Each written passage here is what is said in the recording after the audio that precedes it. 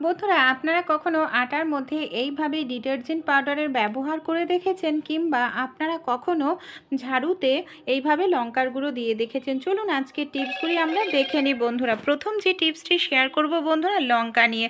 অনেক সময় দেখা যায় আমরা শীতকালে অনেকেই কাঁচা লঙ্কা খেতে পছন্দ করি ঘি ভাতের সঙ্গে। আমাদের ফ্রিজে যে লঙ্কাটা হয়তো অনেক দিন থাকার কারণে লঙ্কাটা একেবারে শুটো হয়ে গেছে, আর শুটো লঙ্কা কাঁচা ভালো লাগে না খেতে। তো একটি পাত্রের মধ্যে আপনারা দিয়ে দিন বেশ কিছুটা পরিমাণ জল। তারপর লঙ্কাগুলো তো আমি ভিজিয়ে রেখেছি জলে, এখানে আমি 1-2 টুকরো বরফ দিয়ে দেব। এই বরফ জলের মধ্যে লঙ্কাগুলোকে, যে লঙ্কা শুটো হয়ে গেছে একেবারে, যদি 1-2 মিনিট ভিজিয়ে রাখেন, তাহলেই দেখবেন বন্ধুরা আপনাদের লঙ্কাগুলো একেবারে টাটকা ফ্রেশের হয়ে গেছে। এমনকি কাঁচা ভাতের সঙ্গে, রুটির সঙ্গে খেতেও কিন্তু ভালো লাগবে। চলুন পরের টিপসটি দেখে নিই। আমরা যখন পেঁয়াজ কাটি বা রসুন বেটে থাকি, পেঁয়াজ বেটে থাকি, দেখা যায় আমাদের হাত থেকে বাজে একটি রসুন পেঁয়াজের গন্ধ বের হতে থাকে। আর বারবার যদি আমরা সাবান হ্যান্ড ওয়াশ দিয়ে হাত ধুই, তাহলে কিন্তু আমাদের হাতেরও ক্ষতি হয়।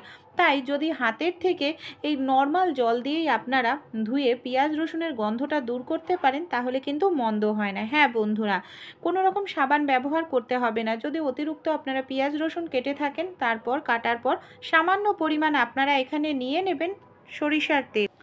সরিষার তেলটাকে খুব ভালো করে আপনারা হাতে এইভাবে লাগিয়ে নিন। সরিষার তেলের যে স্ট্রং গন্ধটা, তার কারণে দেখবেন পেঁয়াজ রসুনের গন্ধটা চলে যাবে। তারপর আপনারা নর্মাল জল দিয়ে হাতটা ধুয়ে নিন, হাতও নরম থাকবে, পেঁয়াজ রসুনের গন্ধও চলে যাবে। পরের যে টিপসটি শেয়ার করব বন্ধুরা, অনেক সময় ফ্রিজ থেকে আমরা বের করেই ডিমটা হয়তো সেদ্ধ বসায়, ডিমটা ফেটে যায়। তাই অনেক সময় তাড়াহুড়োতে আমাদের সময়ও থাকে না, যে ডিমটা হয়তো ভুলেও যায় আগে থেকে বের করে রাখতে। তাই একটি কাজ আপনারা করতে পারেন, ফ্রিজ থেকে বের করার কিছু সময় পরেই আপনারা ডিমটা কিন্তু সেদ্ধ করতে বসাতে পারবেন।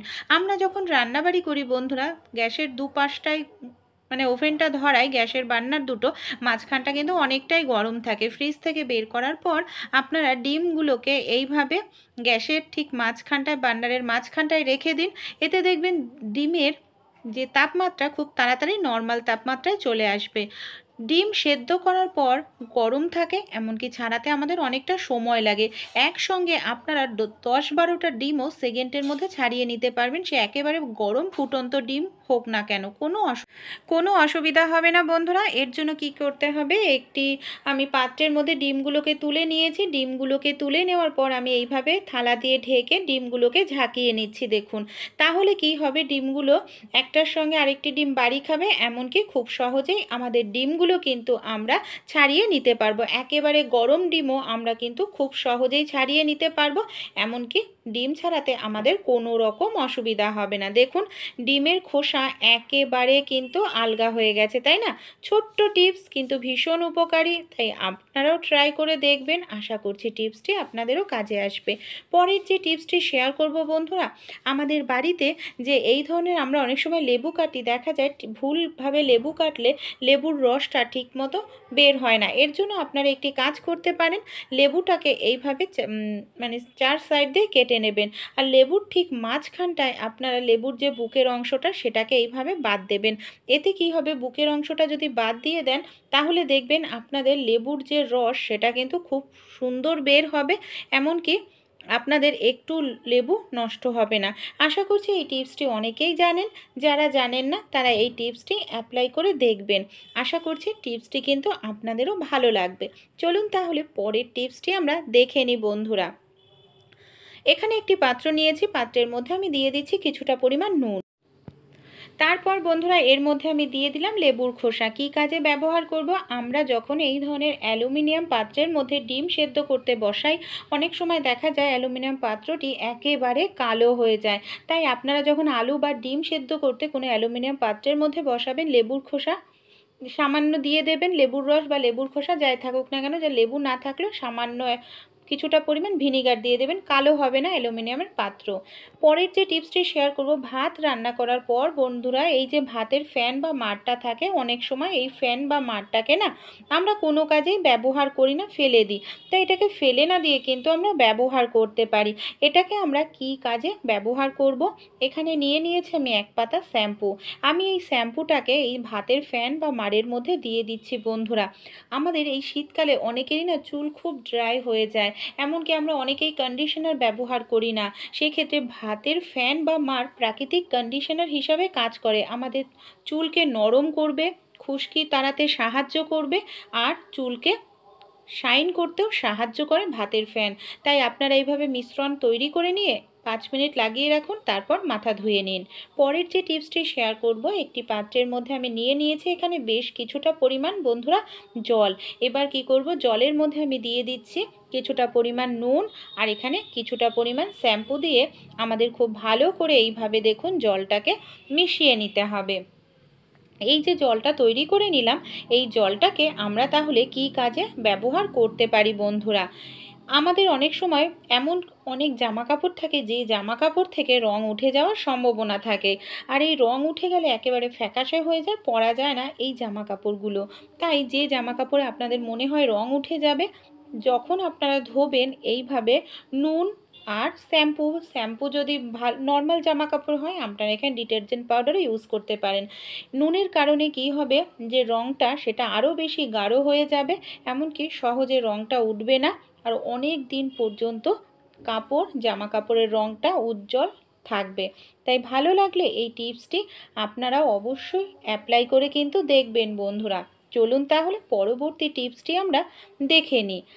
অনেক সময় দেখা যায় প্যান্টের পকেটে, শার্টের পকেটে এইভাবে টাকা থাকে, টাকা সমেত আমরা জামা কাপড়গুলো ধুয়ে দিই, এর ফলে আমাদের জামা কাপড়টা একেবারে ভিজে যায়। তাই একটি কাজ আপনারা করতে পারেন, যার ফলে আপনাদের ভিজে যাওয়া টাকা সেকেন্ডের মধ্যে শুকিয়ে নিতে পারবেন, রোদেও দিতে হবে না, কিচ্ছু করতে হবে না। একটি কাপড় নিয়ে নিন, কাপড়ের ঠিক মাঝখানে আপনারা টাকাটা এইভাবে রেখে আয়রনটা গরম করে নিন। গরম আয়রনটাকে এইভাবে যদি আপনারা একটু ধরেন বন্ধুরা, দেখবেন আপনাদের যে টাকার জলটা সেটা কিন্তু একেবারে শুকিয়ে যাচ্ছে বন্ধুরা, আর আপনাদের টাকাটা একেবারে শুকনো হয়ে যাচ্ছে।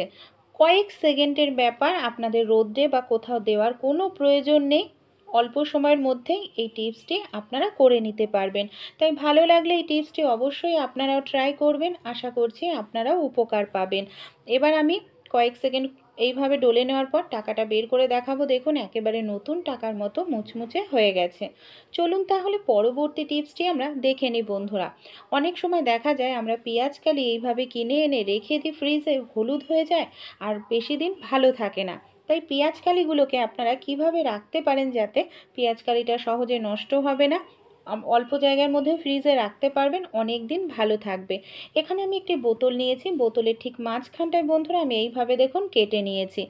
এই মাঝখান যে জায়গাটা কেটে নিয়েছি সেই জায়গার ভেতর দিয়ে আমরা যদি পেঁয়াজকালিগুলোকে এইভাবে বোতলের মধ্যে ঢুকিয়ে রাখি, তাহলে কিন্তু বন্ধুরা পেঁয়াজকালিটা আমাদের সহজে নষ্ট হবে না, এমনকি পেঁয়াজকালিটা আমরা অল্প জায়গার মধ্যেও ফ্রিজে রেখে খেতে পারবো অনেক দিন। তাই ভালো লাগলে বন্ধুরা এই ছোট্ট টিপসটি অবশ্যই আপনারাও অ্যাপ্লাই করে দেখবেন, আশা করছি উপকারে আসবে। যখন আপনাদের বের করার প্রয়োজন তখনও কিন্তু বন্ধুরা আপনারা এই বোতল থেকে খুব সহজেই পেঁয়াজকালিগুলোকে বের করে ব্যবহার করতে পারবেন, এমনকি ব্যবহার করতেও আপনাদের কোনো রকম অসুবিধা হবে না। আর এইভাবে বোতলের মধ্যে রাখলে পেঁয়াজকালিটা কিন্তু সহজে হলুদ হবে না, আপনারা অনেক দিন পেঁয়াজকালিটাকে রেখে খেতে পারবেন। ছোট্ট টিপসগুলি আপনাদের কীরকম লাগলো অবশ্যই আপনারা কমেন্টে জানাবেন আপনাদের মতামত। চলুন পরের টিপসটি আমরা দেখে নিই বন্ধুরা। আমাদের বাড়িতে যে এই ধরনের কড়াই থাকে না, কড়াইটা পুড়ে গেলে অনেকটা সময় লাগে মাজা ঘষা করতে, সেকেন্ডের মধ্যেই আপনারা পরিষ্কার করে নিতে পারেন। আমি হালকা একটু উষ্ণ গরম জল দিয়েছি, আমি 5 মিনিট মতো গরম জলটা দিয়ে ভিজিয়ে রাখবো। 5 মিনিট পর গরম জলটাকে আমি এইভাবে দেখুন ফেলে দিলাম। এবার আমি কি করব, ডিম খাওয়ার পর যে ডিমের খোসাটা থাকে আমরা কোনো কাজে লাগাই না, ফেলে দিই, সেই ডিমের খোসা আমি নিয়ে নিয়েছি এখানে।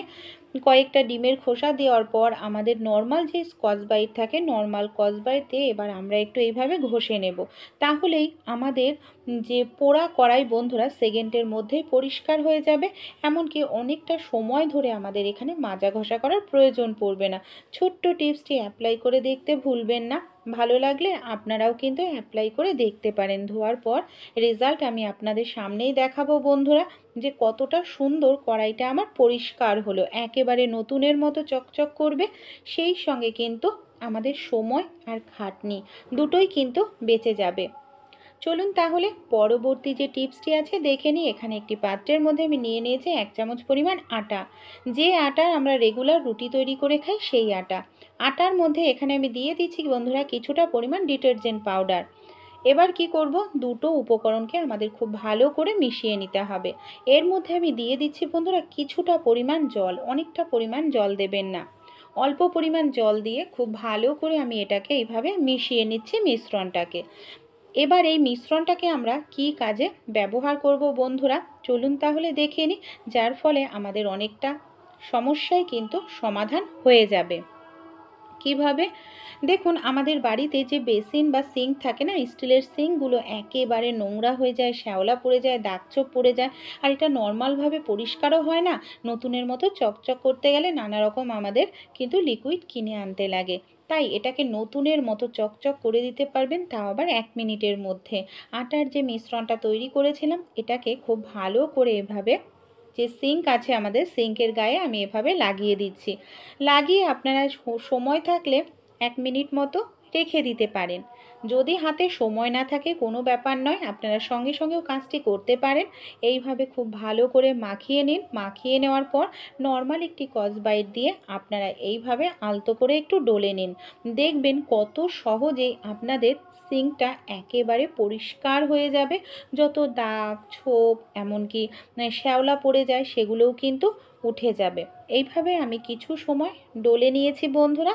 এবার আমি আপনাদের নর্মাল জল দিয়ে সিঙ্কটা ধুয়ে দেখাবো যে কতটা সুন্দর পরিষ্কার হলো। এই যে আটা আমরা রুটি তৈরি করে খাই, এই আটা দিয়ে যে এত সুন্দর স্টিলের জিনিস পরিষ্কার হয়, আপনারা না করলে বন্ধুরা বিশ্বাসই করবেন না। তাই ছোট্ট টিপসটি ভালো লাগলে অবশ্যই আপনারাও ট্রাই করে দেখবেন, আপনাদের বন্ধুবান্ধবদের সঙ্গে টিপসটি শেয়ার করবেন।